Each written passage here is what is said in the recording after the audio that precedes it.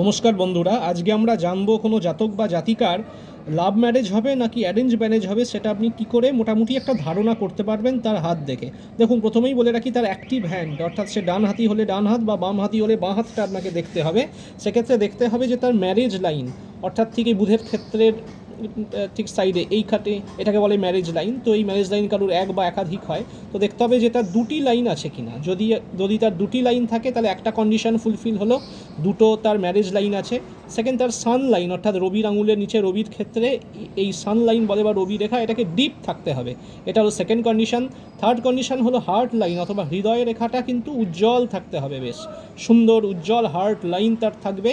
এবং ফোর্থ হচ্ছে চন্দ্রের এই ক্ষেত্র, চন্দ্রের ক্ষেত্রটা বা চন্দ্র পর্বতটা একটু ডিপ্রেস থাকবে, অর্থাৎ ফোলা থাকবে না, বরং একটু চাপা থাকবে।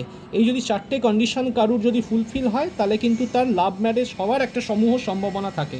অর্থাৎ কিনা লাভ ম্যারেজ হওয়ার যে কটা কন্ডিশন আছে তার মধ্যে এটা একটা অন্যতম কন্ডিশন।